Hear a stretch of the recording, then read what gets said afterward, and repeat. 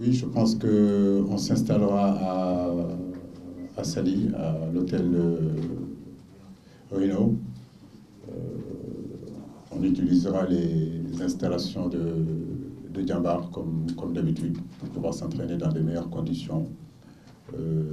Bourg, Sali, Thiès, je pense que si on a les flèches, on a les escortes, tout ça, ça peut durer maximum 20 minutes. Donc peut-être que la veille du match, on s'entraînera là-bas pour s'habituer un petit peu à cette pelouse. Le stade Lat Dior, on ne connaît pas, donc on a nos habitudes plutôt au stade Léopold Sédar Senghor, mais je crois que pour un footballeur professionnel, il est important de s'adapter et dans n'importe quelle condition de pouvoir réaliser de grosses performances. Donc je pense que le début du stage sera à Sali, mais peut-être que le vendredi, la veille du match, on ira au stade Lat Dior pour s'imprégner de la pelouse. Comme vous le dites, Loum Diaye, c'est un nouveau arrivant qui a fait aussi ses pas avec les petites catégories. C'est un garçon que je connais très bien parce que c'est moi qui lui ai donné, je crois, ou bien je fais partie en tout cas des entraîneurs qui lui ont donné la possibilité d'être un jeune international avec l'équipe olympique, le faisant venir de Wakam. C'est un garçon vraiment avec beaucoup de potentiel. À Montréal-Reims, il faisait déjà un très bon championnat et arrivé dans un club comme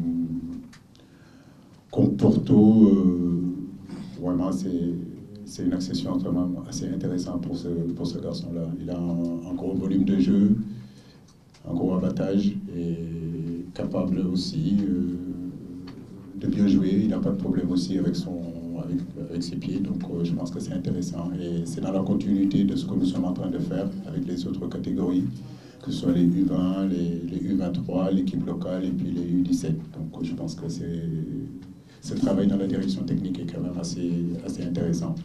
C'est pareil pour Dial Diaye. Je crois qu'aujourd'hui, c'est important aussi de regarder ces jeunes-là, de voir leur évolution. Tout le monde a vu que durant cette CAN U20, c'est un garçon qui a fait de grosses performances. Donc, on a pensé que pour le féliciter, pour l'encourager, donner aussi un signal fort aux autres jeunes, qu'ils comprennent que l'équipe nationale n'est pas fermée pour eux. C'est le cas pour Ismaël Assar, c'était le cas pour Kremant Diatta qui est là, Sidi Sarr qui était là aussi, qui n'était pas là. Donc il y a vraiment un travail de suivi des jeunes catégories, donc c'est important. Pape Alioune Diaye, c'est un habitué, comme vous le savez. Il a fait la Coupe du Monde avec nous, donc c'est un garçon qui connaît la maison. Il est dans un grand club qui s'appelle Galatasaray, où il y a énormément de pression depuis le début de la saison. Il fait quand même des choses intéressantes, donc c'était important de le ramener et de voir un petit peu comment ça se passe aussi pour lui. Je crois que c'est ça. C'est les trois questions. Sade Thioub, voilà, Sade aussi.